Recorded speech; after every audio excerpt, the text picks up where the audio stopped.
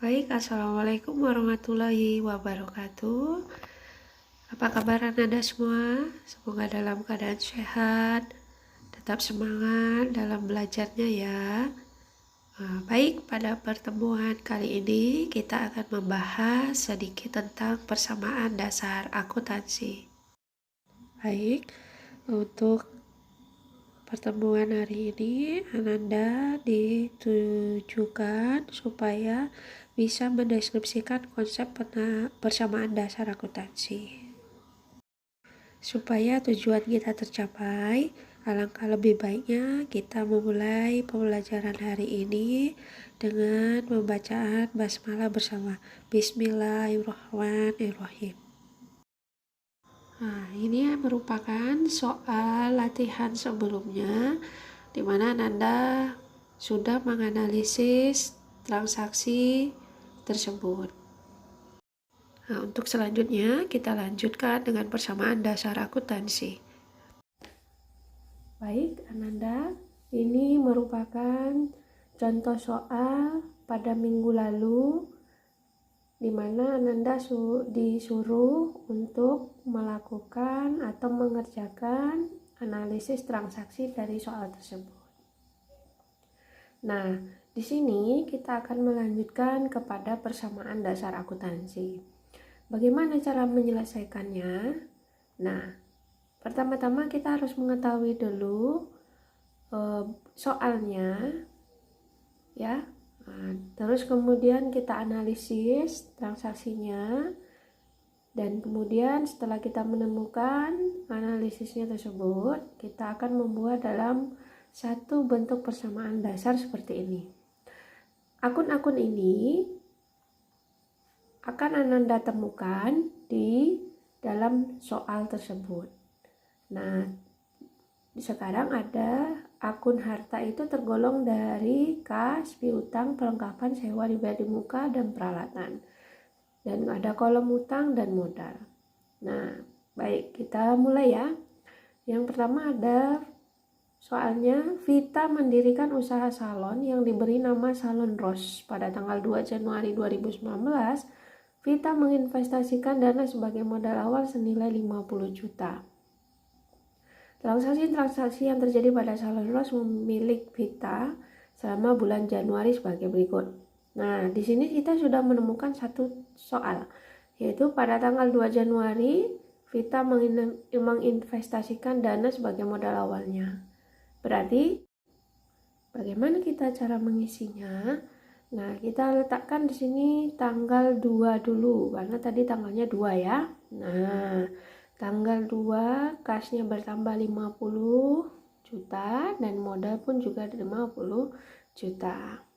Oke. Soal yang kedua.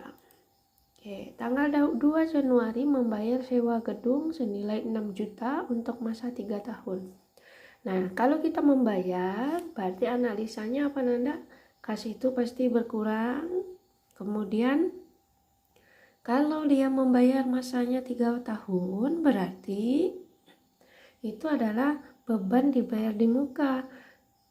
Tidak pengaruhnya ke modal ataupun beban untuk bulan itu. Kecuali kalau di sini tanggal 2 Januari membayar sewa gedung untuk bulan Januari, berarti pengaruhnya adalah kas dengan modal. Nah, sekarang bagaimana cara menyelesaikannya? Nah, begini, berarti kasnya berkurang, yaitu ditulis dalam kurung. Artinya dalam kurung adalah berkurang. Kemudian sewa dibayar di muka ini bertambah. Nah, setelah ada pembandingnya seperti ini, ada 2 transaksi, jangan lupa Ananda untuk menjumlahkan. Misalnya kalau 50 dikurang 6 berarti nanti 44. Kemudian ada 6.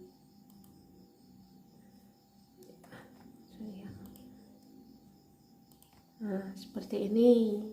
Nah, nanti Ananda di sini ada 44, 6 juta, kemudian di sini ada 50 juta rupiah.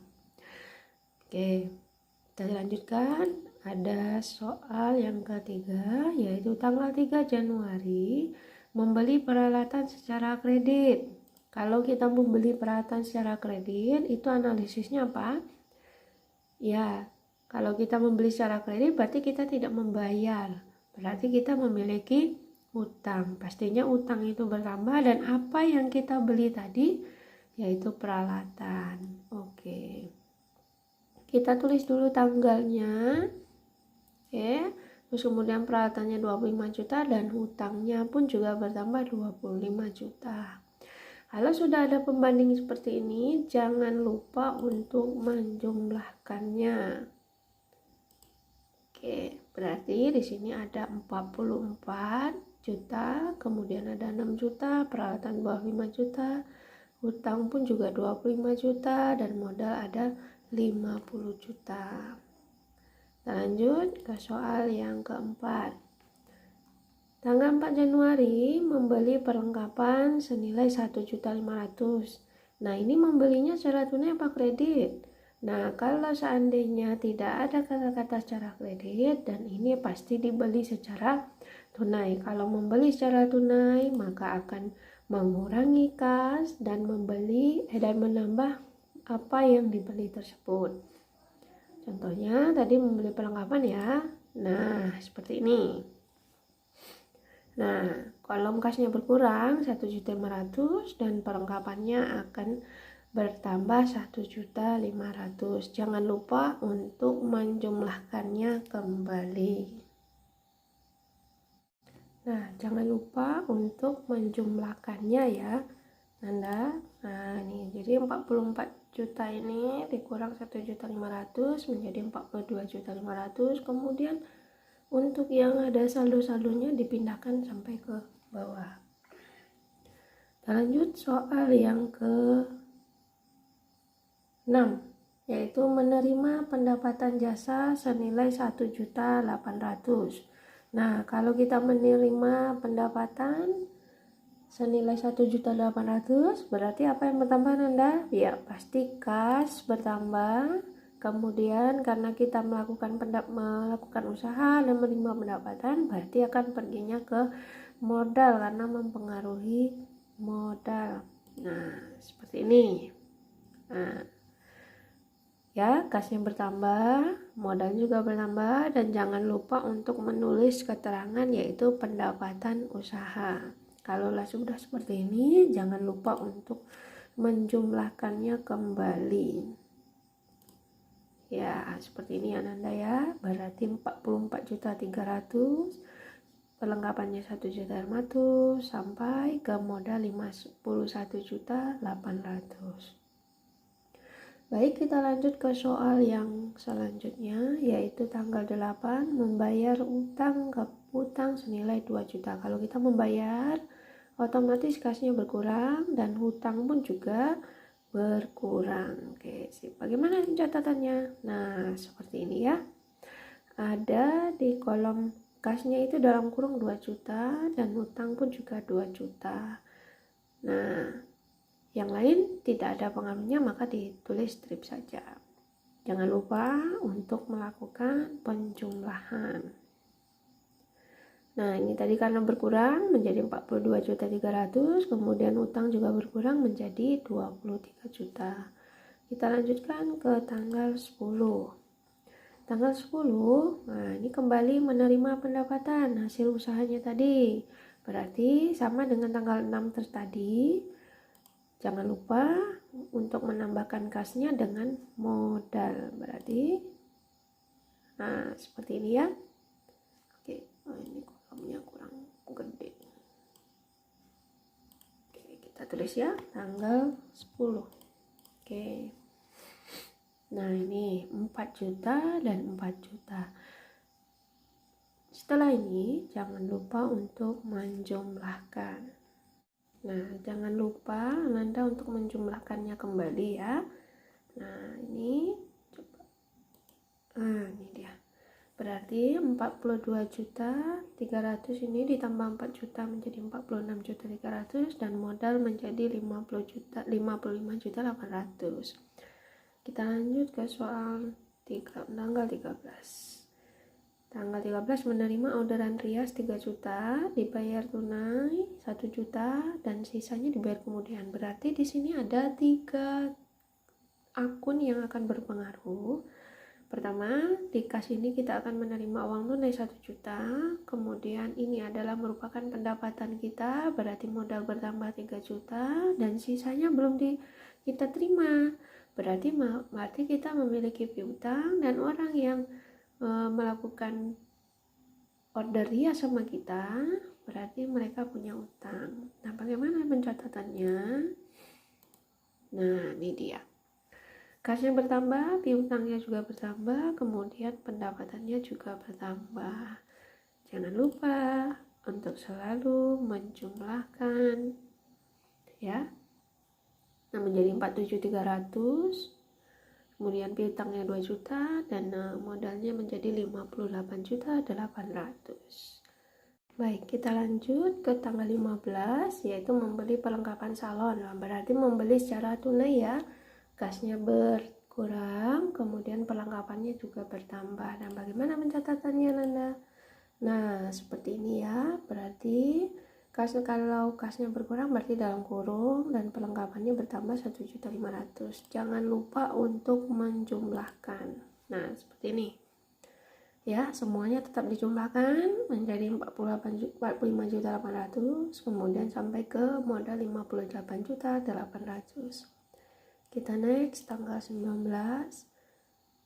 Kita mengambil uang untuk keperluan pribadinya ya, yaitu senilai 500.000. Maka uang perusahaan itu pasti akan berkurang 500.000, dan modal juga akan berkurang 500.000. Oke.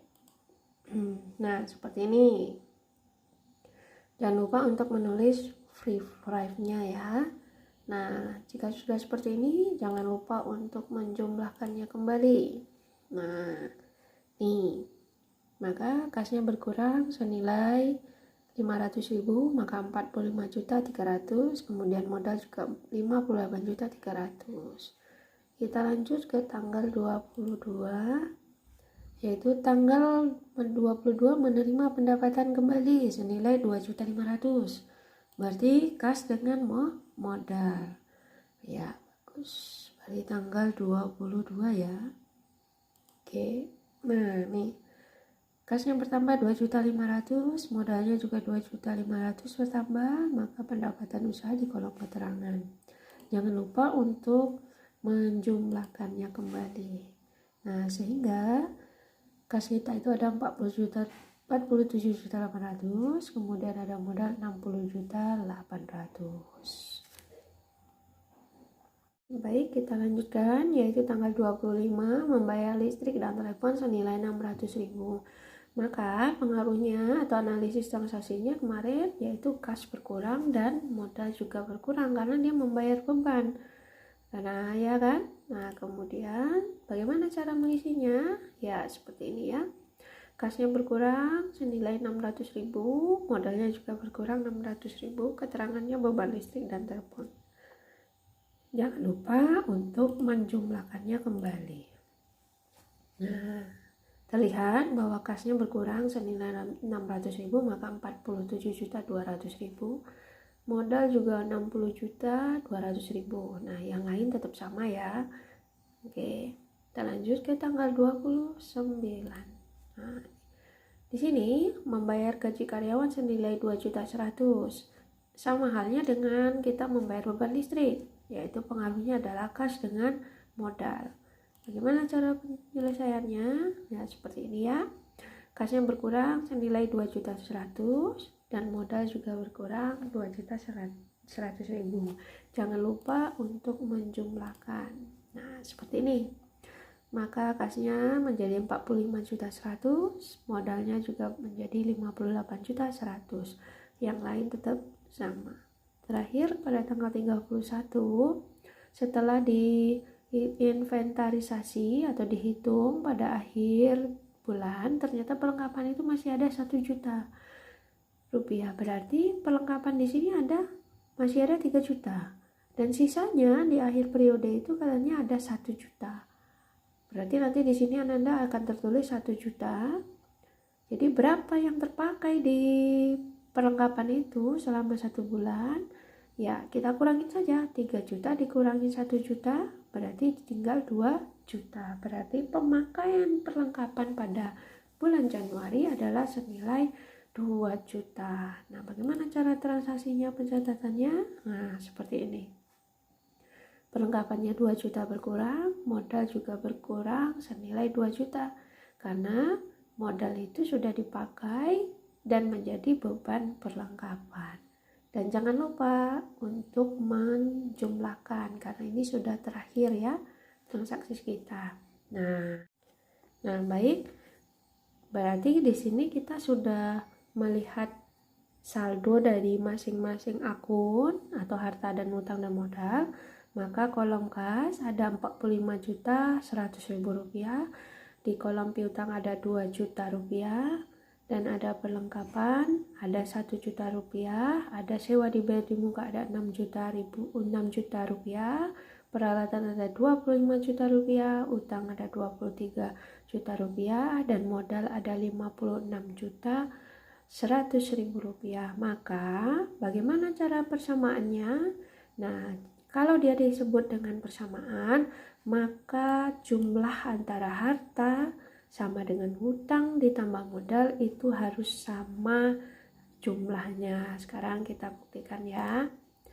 Dimana kolom harta itu, ini perhatikan Ananda, harta itu ada kas, piutang, perlengkapan, sewa dibayar muka dan peralatan, dijumlahkan dari 45 juta. Oke, kita sama-sama ngerjain ya. Ya, ditambah piutang, kemudian ditambah perlengkapan, kemudian ditambah sewa, kemudian ditambah terakhir adalah peralatan. Oke, nominalnya ada 79.100.000 rupiah. Nah, bagaimana dengan kolom hutang ditambah ini tambah modal? Ya, kita jumlahkan sama-sama. Sama dengan ini ditambah dengan modal. Oke, berarti sama ya Nanda ya. Oke, berarti kalau jika jumlahnya sama maka jawaban kita boleh dikatakan benar. Oke, selamat berlatih ya. Dan jika Anda ingin melihat hasil akhirnya,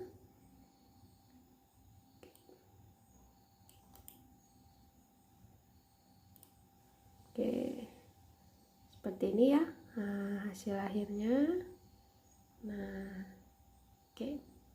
Selamat berlatih. Semoga bisa dipahami ya. Nah, seperti inilah nanti hasilnya Nanda. Ini pekerjaan kita sudah selesai. Semoga bisa dipahami dan diulang-ulang kembali ya. Baik, untuk latihan hari ini kita cukupkan sampai di sini. Selamat belajar. Jika ada yang perlu ditanyakan, silakan Ananda japri. Dan kita tutup dengan bacaan hamdalah bersama. Alhamdulillahirrahmanirrahim. Tetap semangat. Assalamualaikum warahmatullahi wabarakatuh.